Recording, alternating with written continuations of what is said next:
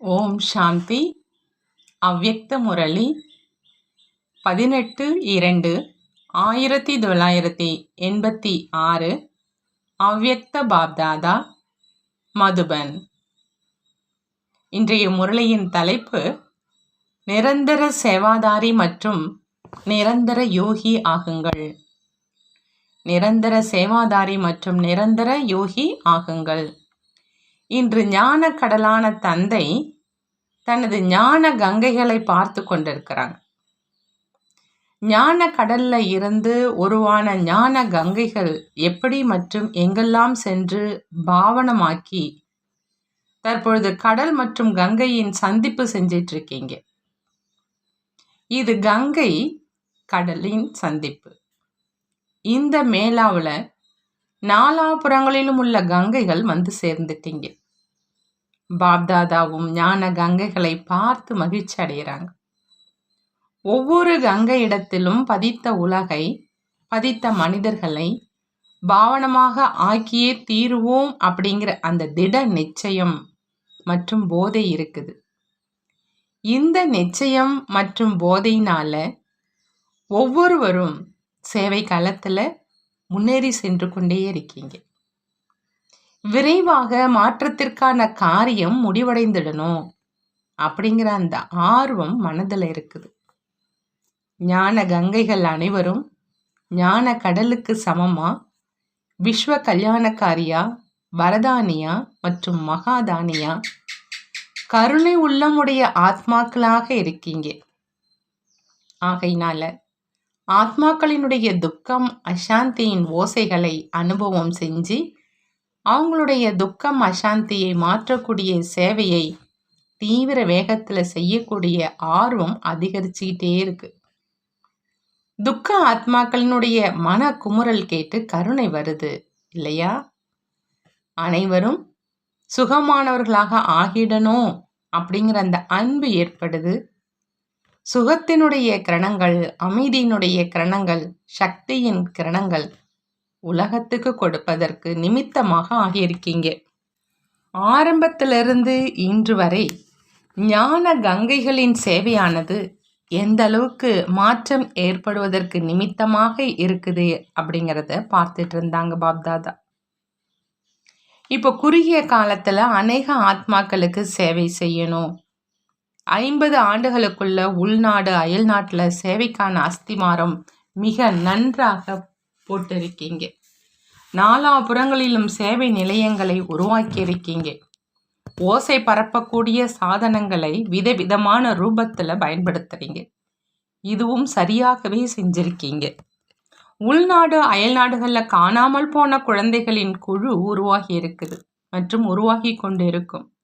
இப்ப வேறு என்ன செய்யணும்? ஏன்னா இப்ப விதியையும் அறிஞ்சுக்கிட்டீங்க. அநேக சாதனங்களையும் சேர்த்து கொண்டிருக்கீங்க மற்றும் சேர்த்திருக்கீங்க. சுயஸ்திதி, சுய முன்னேற்றம், இதன் மீது கவனம் கொடுத்துட்டு இருக்கீங்க. சுயஸ்திதி, சுய முன்னேற்றம், இதன் மீதும் கவனம் கொடுத்துட்டு இருக்கீங்க மற்றும் ஏற்படுத்துறீங்க. இப்போ பாக்கி என்ன இருக்குது? ஆரம்பத்துல ஆதி ரத்னங்கள் ஆர்வம் உற்சாகத்தோடு உடல், மனம், பொருள், நேரம், சம்பந்தம், இரவு பகல் அனைத்தையும் தந்தைக்கு சமர்ப்பணம் செஞ்சாங்க. அந்த ஆர்வம் உற்சாகம் நிறைந்த சமர்ப்பணத்தின் பலனா சேவையில சக்திசாலி ஸ்திதியை கண்கூடா பார்த்தீங்க. சேவை ஆரம்பமான போது சேவையினுடைய ஆரம்பம் மற்றும் ஸ்தாபனையின் ஆரம்பம் 2 காலகட்டத்திலும் இந்த விசேஷத்தை பார்த்தீங்க. ஆதியில பிரம்மபாபாவை நடந்தாலும் காரியங்கள் செஞ்சாலும் சாதாரண ரூபத்துல பார்த்தீங்களா அல்லது கிருஷ்ண ரூபத்துல பார்த்தீங்களா? சாதாரண ரூபத்துல பார்த்தாலும் தென்படல. இந்த அனுபவம் இருக்குது இல்லையா? இவர் தாதா என்று நினைப்பீங்களா? நடந்தாலும் காரியங்கள் செய்யும் போதும் கிருஷ்ணராக அனுபவம் செஞ்சீங்க. எப்படி செஞ்சீங்க? இவ்வாறு செஞ்சீங்க இல்லையா? ஆரம்பத்துல பிரம்ம பாபா கிட்ட இந்த விசேஷத்தை பார்த்தீங்க, அனுபவம் செஞ்சீங்க. மேலும் சேவையின் ஆரம்பத்துல எங்கு சென்றாலும் அனைவரும் தேவிகளாகத்தான் அனுபவம் செஞ்சாங்க. தேவிகள் வந்திருக்கிறாங்கங்கிற வார்த்தை தான் அனைவரும் சொன்னாங்க. இவங்க ஆன்மீகமானவங்க அப்படிங்கிற இந்த வார்த்தை தான் அனைவருடைய வாயிலிருந்தும் வெளிப்பட்டது. இவ்வாறு தான் அனுபவம் செஞ்சாங்க இல்லையா? தேவிகள் என்ற இந்த பாவனை தான் அனைவரையும் ஈர்ப்பு செஞ்சு சேவையை அதிகப்படுத்துவதற்கு நிமித்தமாச்சு. ஆக ஆரம்பத்திலும் விடுபட்ட நிலையின் விசேஷம் இருந்தது. சேவையினுடைய ஆரம்பத்திலும் விடுபட்ட நிலை தேவிகள் என்ற விசேஷம் இருந்தது. இப்போ கடைசியிலும் அதே ஒளி மற்றும் ஜொலிப்பின் ரூபத்தை அனுபவம் செய்வாங்க. அப்பத்தான் பிரத்யட்சத்தாங்கிற முரசு ஒலிக்கும். இப்போ பாக்கி இருக்கும். சிறிது காலத்துல நிரந்தர யோகி, நிரந்தர சேவாதாரி, நிரந்தர சாட்சாத்கார சொரூபம், நிரந்தர சாட்சாத் பாபா அப்படிங்கிற அந்த விதியின் மூலம் வெற்றியை பலனாக அடைவாங்க. பொன் விழா கொண்டாடி இருக்கீங்க அப்படின்னா கோல்டன் உலகின் சாட்சாத்கார சொரூபம் வரை சென்றடைஞ்சிருக்கீங்க. பொன் விழா கொண்டாடியதுல அனைவரும் சாட்சாத் தேவியினுடைய அனுபவம் செஞ்சாங்க. தேவியாக அமர்ந்தவர்களும் பார்ப்பவர்களும் அனுபவம் செஞ்சாங்க. நடந்தாலும் காரியங்கள் செஞ்சாலும் இப்போ இதே அனுபவத்தை சேவையில செய்வித்து கொண்டிருக்கணும். இதுதான் கோல்டன் ஜூப்ளி கொண்டாடுவது. நடந்தாலும் காரியங்கள் செஞ்சாலும் இப்போ இதே அனுபவத்தை சேவையில் செய்வித்து கொண்டிருக்கணும். இதுதான் கோல்டன் ஜூப்ளி கொண்டாடுவதுன்னு பாபா சொல்றாங்க. அனைவரும் கோல்டன் ஜூப்ளி கொண்டாடினீங்களா? என்ன சொல்வீங்க? உங்கள் அனைவருக்கும் கோல்டன் ஜூப்ளி இல்லையா? அல்லது சிலருக்கு வெள்ளி விழா, சிலருக்கு தாமரை விழாவாக இருக்குதான்னு கேட்குறாங்க பாபா. அனைவருக்கும் கோல்டன் ஜூப்ளி இல்லையா? கோல்டன் ஜூப்ளி கொண்டாடுவது அப்படின்னா நிரந்தரமாக கோல்டன் ஸ்திதி உடையவர்களாக ஆவது. கோல்டன் ஜூப்ளி கொண்டாடுவது அப்படின்னா நிரந்தரமாக கோல்டன் ஸ்திதி உடையவர்களாக ஆவது. இப்போ நடந்தாலும் காரியங்கள் செஞ்சாலும் நான் பரிஸ்தா மற்றும் தேவதை அப்படிங்கிற அந்த அனுபவத்தில் இருங்க. உங்களுடைய இந்த சக்திசாலியான நினைவின் மூலமா மற்றவங்களுக்கும் உங்களுடைய பரிஸ்தா ரூபம் அல்லது தேவி தேவதா ரூபம் மட்டுமே தென்படும். கோல்டன் ஜூப்ளி கொண்டாடி இருக்கீங்க அப்படின்னா இப்போ நேரம் மற்றும் சங்கல்பத்தை சேவையில் அர்ப்பணம் செய்யுங்க. இப்போ இந்த சமர்ப்பண விழா கொண்டாடுங்க.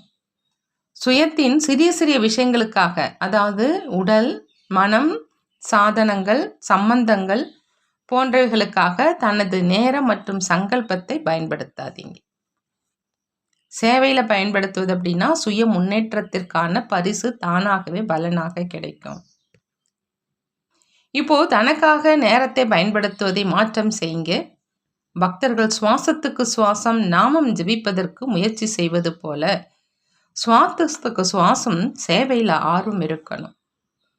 சேவையில் மூழ்கி இருக்கணும். விதாதாவாக ஆகுங்க, வரதாதாவாக ஆகுங்க, நிரந்தர மகாதானியாக ஆகுங்க. 4 மணி நேரம் 6 மணி நேரம் சேவாதாரி அல்ல. இப்போ விஸ்வ கல்யாணக்காரிங்கிற மேடையில் இருக்கீங்க. ஒவ்வொரு நேரமும் உலக நன்மைக்காக சமர்ப்பணம் செய்யுங்க.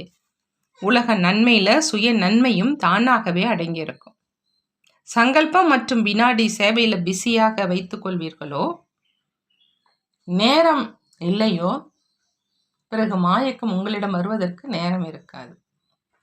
பிரச்சனைகள் சமாதான சொரூபமாக மாறிடும். சமாதான சொரூபமுடைய சிரேஷ்ட ஆத்மாக்கள்கிட்ட பிரச்சனைகள் வருவதற்கான தைரியம் இருக்காது. சேவையினுடைய ஆரம்பத்தில் தேவியினுடைய ரூபம் சக்தியினுடைய ரூபத்தின் காரணத்தினால பதித்த திருஷ்டியின் அந்த திருஷ்டியோடு வந்தவங்களும் மாறி பாவனமாக கூடிய மனிதர்களாக ஆயிட்டாங்க. எப்படி பதித்தமானவங்க உங்க முன்னாடி வந்து மாறிட்டாங்களோ அவ்வாறு அந்த பிரச்சனைகளும் உங்கள் முன் வந்து சமாதான ரூபமாக மாறிடும். இப்போ தனது சமஸ்கார மாற்றத்தில் நேரத்தை பயன்படுத்தாதீங்க. உலக நன்மைக்கான சிரேஷ்ட பாவனையின் மூலம் சிரேஷ்ட விருப்பத்துக்கான சமஸ்காரத்தை வெளிப்படுத்துங்க. பாபா சொல்றாங்க, தன்னுடைய சமஸ்கார மாற்றத்தில் நேரத்தை பயன்படுத்தாதீங்க. உலக நன்மைக்கான சிரேஷ்ட பாவனையின் மூலமா சிரேஷ்ட விருப்பத்துக்கான சமஸ்காரத்தை வெளிப்படுத்துங்க. இந்த சமஸ்கார மாற்றத்துக்கு சிரேஷ்ட நேரத்தை வீணாக்காதீங்க. இந்த சிரேஷ்ட சமஸ்காரத்துக்கு முன்ன எல்லைக்கு உட்பட்ட சமஸ்காரம் தானாகவே அழிஞ்சிடும். இப்போ சண்டையிடுவதில் நேரத்தை வீணாக்காதீங்க. வெற்றியாளருக்கான சமஸ்காரத்தை வெளிப்படுத்துங்க. வெற்றி சமஸ்காரம் உடையவங்க முன் எதிரி தானாகவே அழிஞ்சிடும். வெற்றி சமஸ்காரம் உடையவர்களுக்கு முன்னாடி எதிரி தானாகவே அழிஞ்சிடும் பாபா சொல்கிறாங்க. ஆகையினால உடல் மனம் பொருள் நிரந்தரமாக சேவையில் சமர்ப்பணம் செய்யுங்க அப்படின்னு சொல்லப்படுது. மனதினால செஞ்சாலும் வார்த்தையினால செஞ்சாலும் கர்மனா சேவை செஞ்சாலும் சரிதான். ஆனால் சேவையின்றி வேறு எந்த பிரச்சனைகளிலும் போகாதீங்க. தானம் வரதானம் கொடுத்தால் தனது கிரகாச்சாரம் தானாகவே அழிஞ்சிடும். அழிவற்ற நங்குரம் போடுங்க, ஏன்னா நேரம் குறைவாக இருக்குது. மேலும் ஆத்மாக்களினுடைய சேவை வாயு மண்டலம், இயற்கை, பூத ஆத்மாக்களின் போன்ற அனைத்திற்கும் சேவை செய்யணும். அலையக்கூட அந்த ஆத்மாக்களுக்கும் அடைக்கலம் கொடுக்கணும். முக்தி தாமத்துக்கு அனுப்பி வைப்பீங்க இல்லையா, அவங்களுக்கு வீடு கொடுப்பீங்க இல்லையா. ஆக இப்போது எவ்வளவு சேவை செய்ய வேண்டியிருக்குது. ஆத்மாக்களினுடைய எண்ணிக்கை எவ்வளவு இருக்குது. ஒவ்வொரு ஆத்மாக்கும் முக்தி அல்லது ஜீவன் முக்தி கொடுத்தே ஆகணும். அனைத்தையும் சேவையில் பயன்படுத்தி சிரேஷ்ட பலனை அடையுங்க. கடின உழைப்பினுடைய பலனை அடைய வேண்டாம். சேவையினுடைய பலன் கடின உழைப்பை போக்கிடும். பாப்தாதா ரிசல்ட் பார்த்தப்போ பலர் தனது சமஸ்காரங்களை மாற்றிக்கொள்வதிலேயே நேரம் கொடுக்குறாங்க. 50 ஆண்டு காலம் ஆகியிருந்தாலும் 1 மாதம் ஆகியிருந்தாலும் ஆரம்பத்திலிருந்து இன்று வரை பரிவர்த்தனை செய்யும் சமஸ்காரம் மூலம் ரூபமாக இருக்கு. 50 ஆண்டு காலம் ஆகியிருந்தாலும் 1 மாதம் ஆகியிருந்தாலும் ஆரம்பத்திலிருந்து இன்று வரை பரிவர்த்தனை செய்யும் சமஸ்காரம் மூல ரூபமாக இருக்குது. மேலும் அதே மூல சமஸ்காரம் விதவிதமான ரூபத்தில் பிரச்சனையா வருது. உதாரணத்துக்கு சிலருக்கு புத்திக்கான அபிமானத்தினுடைய சமஸ்காரம் இருக்கும், சிலருக்கு வெறுப்புக்கான சமஸ்காரம் இருக்குது, அல்லது சிலருக்கு மனம் உடைந்து போகக்கூடிய சமஸ்காரம் இருக்கும். சமஸ்காரம் அதுதான், ஆனால் ஆரம்பத்திலிருந்து இன்று வரை விதவிதமான நேரத்தில் வெளிப்பட்டு இருக்குது. 50 ஆண்டுகள் ஆகியிருந்தாலும் 1 மாதம் ஆகியிருந்தாலும் இவ்வாறு விதவிதமான ரூபத்தில் பிரச்சனையாக வரக்கூடிய அந்த மூல சமஸ்காரத்தில் அதிக நேரம் பயன்படுத்திருக்கீங்க. சக்திகளையும் அதிகமாக பயன்படுத்திருக்கீங்க. இப்போ தாதா விதாதா வரதாதா அப்படிங்கிற சக்திசாலியான சமஸ்காரத்தை வெளிப்படுத்துங்கன்னு பாபா சொல்கிறாங்க. ஆக இந்த உயர்ந்த சமஸ்காரம் பலவீனம் சமஸ்காரத்தை தானாகவே அழிச்சிடும். இப்போ சமஸ்காரத்தை அழிப்பதில் நேரத்தை பயன்படுத்தாதீங்க அப்படின்னு பாபா சொல்கிறாங்க.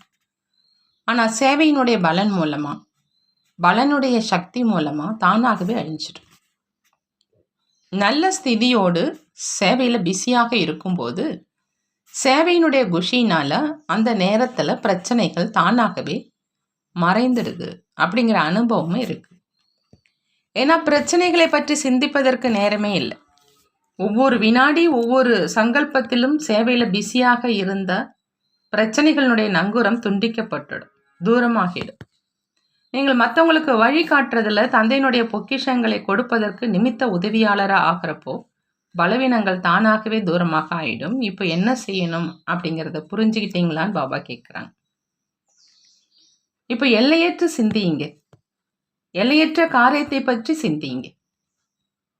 திருஷ்டி மூலம் கொடுங்க, விருதியின் மூலம் கொடுங்க, வார்த்தைகளானால் கொடுங்க, சகவாசத்தின் மூலம் கொடுங்க, வைப்ரேஷன் மூலம் கொடுங்க. ஆனால் கொடுத்தே ஆகணும். பக்தியிலும் இந்த நியமம் இருக்குது இல்லையா. எந்த ஒரு பொருளில் குறை இருக்குதோ அதை தானம் செய்யுங்க அப்படின்னு சொல்லுவாங்க இல்லையா. தானம் செய்வதன் மூலம் கொடுப்பது அடைவது ஏற்பட்டுடும். கோல்டன் ஜூப்ளி அப்படின்னா என்னென்னு புரிஞ்சுக்கிட்டீங்களா அப்படின்னு பாபா கேட்குறாங்க. கொண்டாடிட்டோம் அப்படின்னு நினைக்காதீங்க. 50 ஆண்டு கால சேவை முடிஞ்சிடுச்சு, இப்போ புதிதாக செய்யுங்க. சிறியவர்கள் பெரியவர்கள், ஒரு நாள் வந்தவர்கள் அல்லது 50 ஆண்டு காலமாக இருக்கிறவங்க அனைவரும் சமாதான சொர்பமாக ஆகுங்க. என்ன செய்யணும்னு புரிஞ்சுக்கிட்டீங்களான்னு பாபா கேட்குறாங்க. பொதுவாக 50 ஆண்டுகள் கழித்து வாழ்க்கையில் மாற்றம் ஏற்படும். கோல்டன் ஜூப்ளி அப்படின்னா மாற்றத்திற்கான ஜூப்ளி. கோல்டன் ஜூப்ளி அப்படின்னா மாற்றத்திற்கான ஜூப்ளி, சம்பன்னமாகக்கூடிய ஜூப்ளி ஆகும் அப்படின்னு பாபா சொல்கிறாங்க. சதா விஸ்வ கல்யாணக்காரியாக ஆகி சக்திசாலியாக இருக்கக்கூடியவங்களுக்கு, சதா வரதானி மகாதானி ஸ்திதியில் நிலைத்திருக்கக்கூடியவங்களுக்கு, மற்றவர்களுக்கு சமாதான சொர்பமாகி தனது பிரச்சனைகளை எளிதாக அழிக்கக்கூடியவங்களுக்கு, ஒவ்வொரு நேரத்திலும் ஒவ்வொரு சங்கல்பத்தையும் சேவையில் சமர்ப்பணம் செய்யக்கூடியவங்களுக்கு, இவ்வாறு உண்மையான கோல்டு விசேஷ ஆத்மாக்களுக்கு, பாப் சமான் சிரேஷ்ட ஆத்மாக்களுக்கு பாப்தாதாவினுடைய அன்பு நினைவுகள் மற்றும் நமஸ்தே சொல்கிறாங்க. நாமும் நம்மளுடைய பாப்தாதாவுக்கு அன்பு நினைவுகள் மற்றும் நமஸ்தே சொல்வோம். கோல்டன் ஜூப்ளி கொண்டாடும் ஆதி ரத்னங்களோடு பாப்தாதாவுடைய சந்திப்பு ஆரம்பத்திலிருந்து ஆத்மாக்களாகிய நாம் கூடவே இருக்கக்கூடிய மற்றும் துணையாக இருக்கக்கூடிய 2 விசேஷ பாகமும் நமக்கு கிடைச்சிருக்குங்கிற விசேஷ குஷி சதா இருக்குது. கூடவே இருக்கீங்க மற்றும் உயிருடன் இருக்கும் வரை பாப்சமான் ஸ்திதியிலும் சதா துணையாக இருக்கணும்.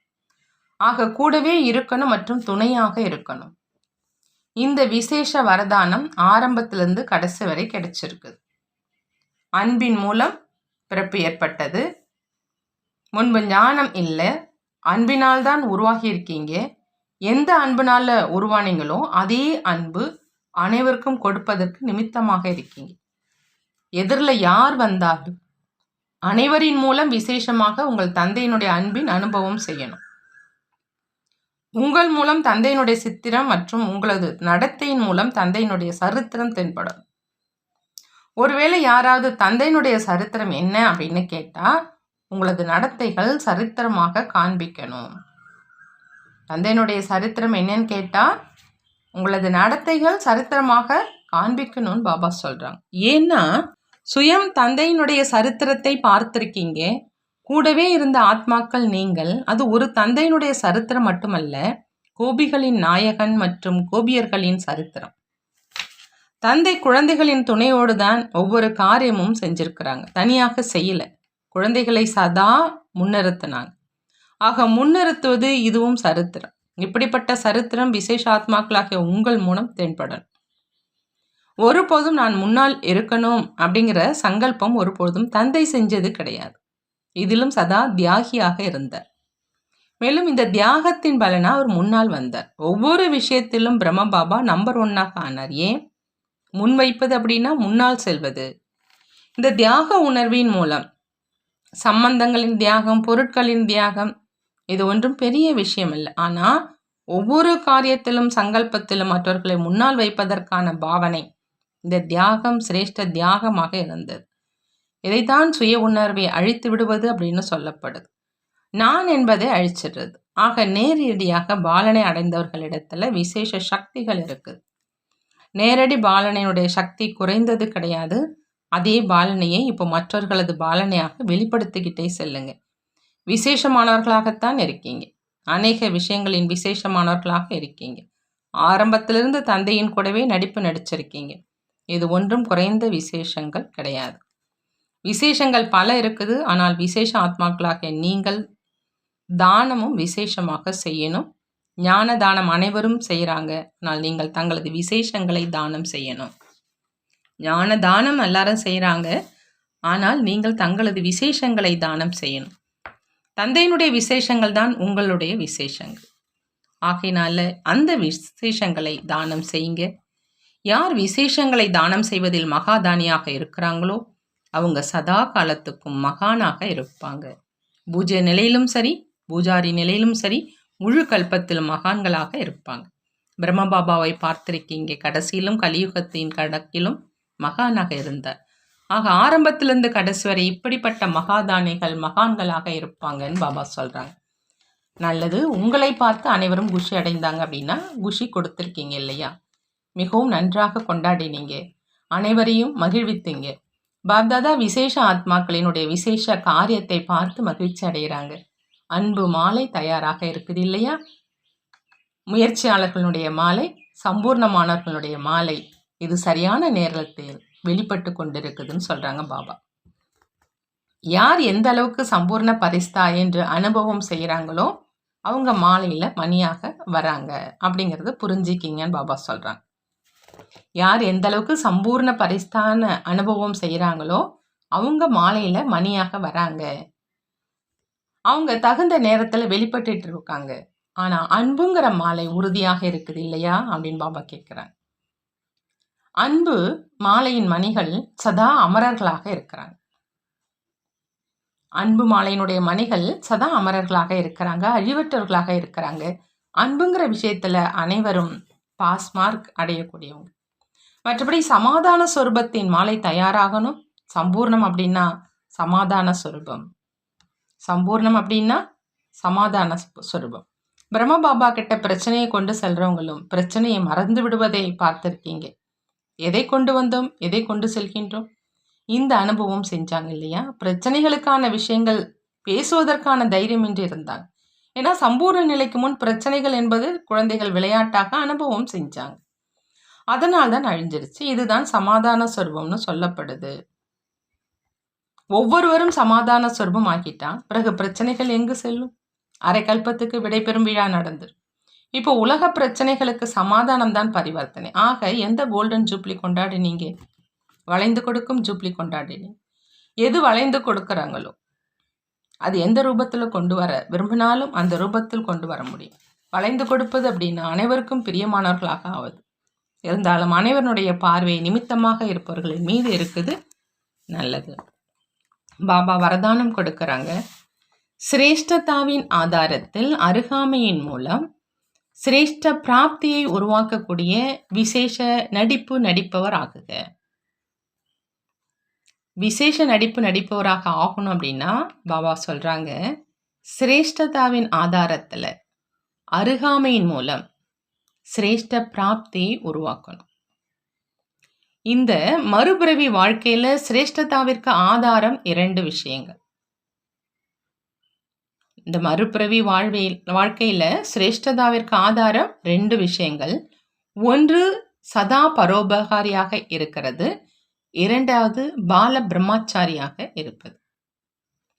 எந்த குழந்தைகள் இந்த 2 விஷயங்களிலும் ஆரம்பத்திலிருந்து கடைசி வரை உறுதியாக இருக்கிறாங்களோ, சதா பரோபகாரி, பால பிரம்மச்சாரி, எந்த வகையிலும் தூய்மை அடிக்கடி துண்டிக்கப்படலையோ, அதாவது உலகத்துக்கு மற்றும் பிராமண குடும்பத்தினருக்கும் சதா உபகாரிகளாக இருக்கிறாங்களோ, இப்படிப்பட்ட விசேஷ நடிப்பு நடிக்கிறவங்க சதா பாப்தாதாவின் அருகாமையில் இருப்பாங்க. மேலும் அவர்களது பிராப்தியானது முழு கல்பத்துக்கும் சிரேஷ்டமானதாக ஆயிடும் சொல்றாங்க பாபா. ஸ்லோகன்: எண்ணங்கள் வீணானதாக இருந்தால் மற்ற அனைத்து பொக்கிஷங்களும் வீணாகிவிடும். பாபா ஸ்லோகன்ல சொல்றாங்க, எண்ணங்கள் வீணானதாக இருந்தால் மற்ற அனைத்து பொக்கிஷங்களும் வீணாகிவிடும். நல்லது. ஓம் சாந்தி. நன்றி பாபா, நன்றி.